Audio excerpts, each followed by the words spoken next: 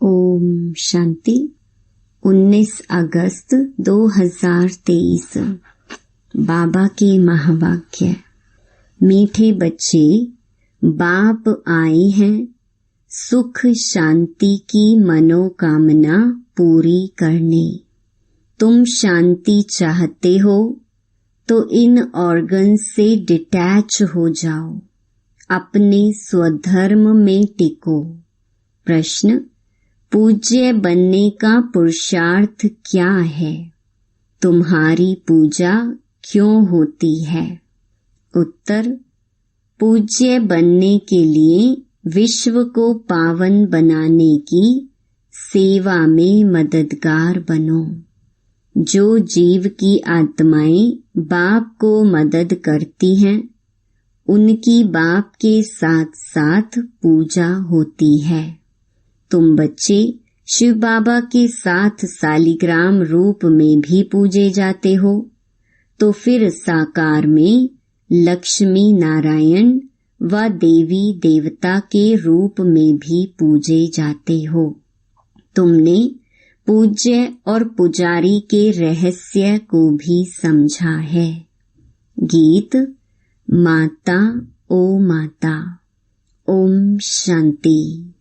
माताओं को सौभाग्यशाली बनाने वाला जरूर पिता ही है। महिमा तो एक की ही गाई जाती है। सभी का सद्गति दाता एक है। याद भी उस एक को करना पड़ता है। यह तो तुम बच्चों की महिमा है।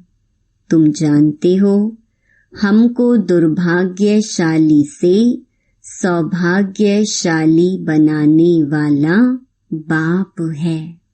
भारत सौभाग्यशाली था, फिर भारत 100% दुर्भाग्यशाली बना है। भारत पर ही कहानी है। इन माताओं को सौभाग्यशाली बनाने वाला बाप ठहरा, जिसको तुम बच्चे जानते हो। उनके साथ तुम्हारा योग है। तुम जानते हो, उनकी यह सारी रचना है।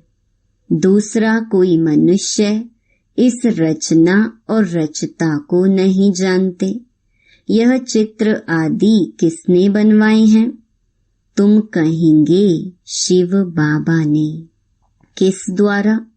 फिर भी माता व साकार पिता द्वारा कहेंगे। अभी तुम बच्चों की बुद्धि में सारा सृष्टि रूपी झाड़ है। सृष्टि कितनी बड़ी है! वास्को डी गामा ने सारी धरती का चक्कर लगाया। पिछाड़ी में सागर ही सागर है, आकाश ही आकाश है और कुछ नहीं। यह सब तुमने स्कूल में भी पढ़ा होगा। बाप फिर सब बातें नटशैल में समझाते हैं। तुम जानते हो, भारत में 5000 वर्ष पहले बरोबर सतयुग था। सतयुग में सिर्फ भारत था। भारत में भी कितने थोड़े होंगे। अभी तुम कहेंगे हम सूर्यवंशी राजधानी के थे। जमुना के कंठे पर श्री कृष्ण की राजधानी थी, ऐसा गाया जाता है। दिल्ली को ही परिस्तान कहते हैं। पहले पहले जरूर कोई की राजधानी होगी। तुम कहेंगे हम सूर्यवंशी राजधानी के थे। बाद में अलग अलग हो जाते हैं, तो प्रभाव वास्तव में जहाँ राज्य करते हैं वहाँ होता है। भारत का बहुत प्रभाव है। ये सब बातें तुम्हारी बुद्धि में टपकनी चाहिए, धारण करना होता है। शिव बाबा को ही फिर सोमनाथ, ज्ञान का सागर कहते हैं। सोमनाथ नाम पुजारियों ने रखा है। असुल नाम है शिव बाबा। शिव किसको कहा जाता है? आत्माओं के बाप को। आत्मा तो बिंदी है, गाया जाता है परम पिता, परम आत्मा, सुप्रीम सोल। सोल अर्थात आत्मा। आत्मा बड़ी छोटी नहीं होती है। बाप कहते हैं मैं भी इसमें प्रवेश करता हूँ तो कोई को मालूम नहीं पड़ता है, परंतु समझते हैं भ्रकुटी के बीच में वह छोटा सा स्टार है ना, तो कहेंगे मस्तक मणि, मस्तक में मणि है। मणि आत्मा को कहा जाता है। कहते हैं सर्प के मस्तक में भी मणि होती है। ये सब बातें वास्तव में इस समय की हैं। आत्मा रूपी मणि प्रकाश करती है, वह भ्रकुटी के बीच में रहती है। बाप तो तुम बच्चों को रोज नई नई बातें समझाते रहते हैं। मुख्य बात समझनी है, मैं स्वदर्शन चक्रधारी हूँ। बाप कहते हैं मेरी जो आत्मा है, जिसको परम आत्मा कहते हैं, मैं जन्म मरण रहित हूँ। मैं आता जरूर हूँ। निराकार का मंदिर बना हुआ है। आगे यह ज्ञान नहीं था। जरूर निराकार ने आकर कुछ किया है। निराकार आते ही फैमिली में है। लक्ष्मी नारायण की आत्मा भी आती है। उनको भी शरीर दिखाते हैं। लिंग रूप एक ही शिव का दिखाते हैं। शिव के मंदिर में शिवलिंग के साथ फिर सालिग्राम भी हैं। ऐसे नहीं, श्री कृष्ण के व लक्ष्मी नारायण के मंदिर में सालिग्राम दिखाते हैं, तो सिद्ध होता है एक बाप के यह सब बच्चे हैं। आत्मा की भी पूजा होती है तो देवताओं की भी पूजा होती है। रुद्र यज्ञ कहते हैं बाप ने यह यज्ञ रचा है जीव आत्माओं द्वारा। जैसे बाप की पूजा होती है वैसे तुम्हारी आत्मा की भी पूजा जरूर होनी चाहिए। फिर साकार में जो लक्ष्मी नारायण बनते हैं उनकी पूजा होती है। शिव बाबा कहते हैं मैं भी इनसे बहुत भारी सर्विस करता हूँ, इसलिए पहले पहले मेरी पूजा होती है। फिर जिन आत्माओं द्वारा सर्विस करता हूँ, सारे विश्व को पवित्र बनाता हूँ, उन्हों की भी पूजा जरूर होनी चाहिए। सबकी पूजा करते हैं। कम से कम लाख सालिग्राम बनाते हैं। सेठ लोग रुद्र यज्ञ रचवाते हैं तो कोई 5000, कोई 10,000, कोई लाख सालिग्राम भी बनवाते हैं। ये है परमात्मा और आत्माओं की पूजा। बाप समझाते हैं तुम आत्माएं इस पतित शरीर द्वारा सेवा कर रही हो। सबसे जास्ती सर्विस शिव बाबा करते हैं और फिर तुम्हारे द्वारा कराते हैं, तो तुम आत्माओं की पूजा होती है। बाप के साथ पहले पहले तुम्हारी महिमा आनी चाहिए। जानते कोई भी नहीं है, न रुद्र को न सालिग्रामों को जानते हैं जिन्होंने राज्य पाया। अभी तुम राज्य पा रहे हो। पूजा मुख्य की होती है, वह है लक्ष्मी नारायण जिनकी डायनेस्टी गाई हुई है। उन्होंने यह भी राज्य कोई की मदद से लिया होगा ना। तुम बच्चों की मदद से राजधानी स्थापन होती है। बड़ी मीठी बातें हैं। नटशैल में बाबा समझाते रहते हैं ताकि धारण भी कर सको। मुख्य धारणा की बात है मुझ बाप को याद करो।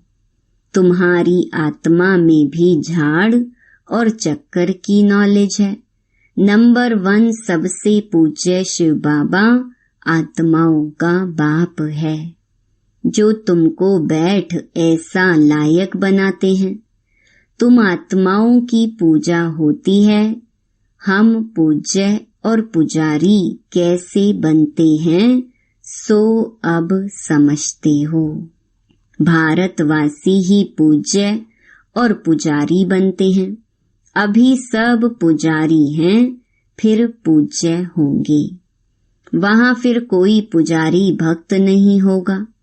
उन्हों को भगवती भगवान जरूर भगवान ने ही बनाया होगा। अब भगवान निराकार है या साकार? साकार में ऊंच ते ऊंच लक्ष्मी नारायण हैं। उन्हों को ऐसा बनाने वाला है निराकार। इसलिए निराकार की पूजा होती है। यह सब बातें तुम बच्चों को समझाई जाती हैं। पहले पहले बाप में निश्चय रखना है। बरोबर हम आत्माओं का बाप वह है। कोई कहे हे भगवान, हे परम पिता, तो बोलो यह किसने याद किया और किसको? एकदम पकड़ना चाहिए। तुमको कितने बाप हैं? तुम किसको पुकारते हो? भगवान किसको कहते हो? कहेंगे गॉड फादर। तो जरूर 2 फादर हैं। आत्मा याद करती है गॉड फादर को। तुम्हारी आत्मा भी है और शरीर भी है। शरीर का तो लौकिक बाप है। आत्मा का बाप कौन है? जिसको कहते हैं परम पिता परमात्मा। यह किसने और किसको पुकारा? उस बेहद के बाप का परिचय देना है। उनसे ही वर्षा मिलता है। यह भी उनको याद करते हैं। भिन्न भिन्न भाषाओं में भिन्न भिन्न नाम भी रख दिए हैं। कोई गॉड कहते हैं, कोई परमात्मा, कोई खुदा कहते हैं। सभी धर्म वाले याद जरूर एक को ही करते हैं। वह है सभी आत्माओं का बाप। वर्षा बाप से ही मिलता है। तुम आत्मा उनको पुकारती हो। 2 बाप का परिचय देना है, हद का बाप और बेहद का बाप। भक्ति मार्ग में भक्त भगवान को याद करते हैं तो भगवान कहते हैं मैं आता हूँ, आकर तुमको शांति सुख देता हूँ। फिर मुझे कभी याद करने की भी दरकार नहीं रहेगी। तो पूज्य पुजारी पावन पतित भारतवासी ही बनते हैं। बाकी बीच में और धर्म स्थापन होते हैं। फिर वृद्धि को पाते पाते पिछाड़ी में वह भी सब तमो प्रधान बन जाते हैं। पिछाड़ी में सारा झाड़ आ जाएगा। वहाँ खाली होगा, तब तो फिर वापस जाएंगे। तो अभी है पतित दुनिया, गाते हैं पतित पावन। तो जरूर पतित है ना। भारत पावन था, अभी पतित है। शिव बाबा आते जरूर हैं, परंतु कब आया, कैसे आया, वह भूल गए हैं। श्री कृष्ण नहीं कहते कि मैं शरीर धारण कर तुमको समझाता हूँ। यह तो निराकार बाप कहते हैं, मैं इस द्वारा तुमको समझाता हूँ, तो वह अलग हो गया। श्री कृष्ण को तुम खुद ही गीता का भगवान मानते हो। यह तो कहते हैं मैं साधारण वानप्रस्थ वाले तन में प्रवेश करता हूँ। बाप कहते हैं मैं तुम्हारे जन्मों को जानता हूँ। शिव बाबा इसमें प्रवेश करते हैं। श्री कृष्ण को भगवान पतित पावन ज्ञान सागर कह नहीं सकते। भल गीता हाथ में उठाते हैं, फिर भी कहते हैं पतित पावन, सब सीताओं का राम, राधे का कृष्ण नहीं कहते। राम अर्थात परम पिता परमात्मा। त्रेता का राम कहें तो उनसे ऊंच तो लक्ष्मी नारायण है, फिर उनका नाम क्यों नहीं लेते? परंतु नहीं, है बात परमात्मा की। हेवनली गॉड फादर निराकार को ही कहेंगे, लिबरेटर गाइड बाप को ही कहते हैं। क्राइस्ट थोड़े ही सबको लिबरेट करेगा, किसी का भी नाम नहीं ले सकते हैं। बाप ही आकर दुख से लिबरेट करते हैं, वही फिर गाइड बनते हैं। कहते हैं मैं तुमको रास्ता बताता हूँ। तुमको बाप ने आकर अपना बनाया है, तुम्हारा यह है ईश्वरीय जन्म। तुमको शिव बाबा से शक्ति मिलती है, तुम्हारा है साइलेंस बल, उनका है साइंस बल। वह बुद्धि से काम लेते हैं, उन्हें साइंस घमंडी कहा जाता है, जिससे विनाश करते हैं। सुख भी साइंस बहुत देती है, फिर विनाश भी कर देती है। तुमको तो वहाँ एरोप्लेन आदि सब होंगे, हुनर तो रहता है ना। यह सब चीजें फिर तुमको काम में आएंगी। विलायत में बत्तियां ऐसी हैं जो बत्ती दिखाई नहीं पड़ेगी, सिर्फ रोशनी दिखाई पड़ेगी। सतयुग में भी ऐसे रोशनी रहती है। वैभव जो अभी यहाँ है वह तुमको वहाँ भी रहते हैं। तुमने साक्षात्कार किया हुआ है, वहाँ तो एक्सीडेंट आदि की बात नहीं रहती है, दुख की बात नहीं होती।